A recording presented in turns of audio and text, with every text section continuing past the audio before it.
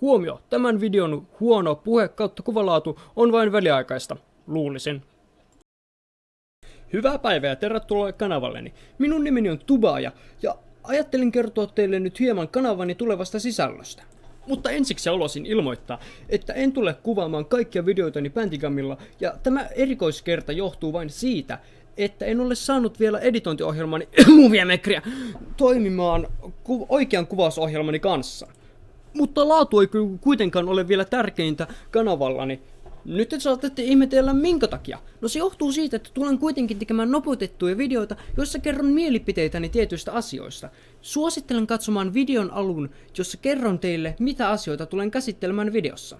Ja asiat, joita tulette näkemään taustalla, ovat luultavasti nopeutettuja versioita siitä, kun pelaan kavereiden kanssa jonkinlaisia minipelimappeja ja muuta. Eli sen takia minä en välitä vielä kauheasti laadusta videoideni suhteen, mutta asia tulee korjaantumaan tulevaisuudessa. Mutta jos minä puhun jostakin henkilöstä enkä mistään ryhmästä, josta suoraan ei voisi nimetä ketään, niin yrittäisin parhaani mukaan kertoa vaan hyviä puolia siitä, että se kyseinen henkilö ei sitten tule valittaa minulla. Mutta jos kyseessä on ryhmä, josta ei suoraan voi nimetä ketään, voin puhua siitä monipuolisemmin. Johtuen vaan siitä, että siinä ei ole ketään, joka voi suoraan loukkaantua siitä, eli se ei ole käytännössä minkäännäköinen loukkaus ketään ihmistä kohtaan ihan suoraan.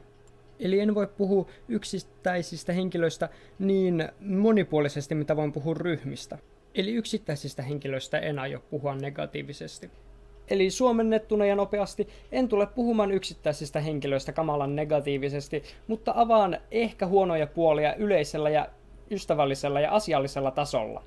Ja ideat siitä, mistä seuraavaksi kertoisin mielipiteeni, ovat aina tervetulleita. Toki tälle kanavalle tulee siis tulemaan Let's Play-videoita. Eli suurin piirtein Minecraftia, Terraria, Forestia ja kaikkea pientä pelitestailua, mitä tuun saamaan käsiini jostakin Steamin alemyynneistä.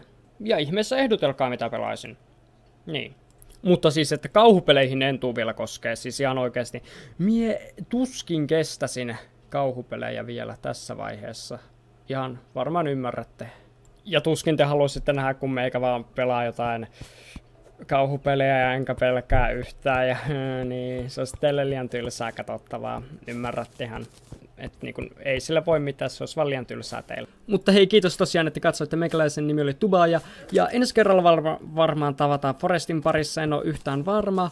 Mielipidesarja alkaa myös ihan kohtaan, joten pysykää kuulolla. Se olisi sitten moro!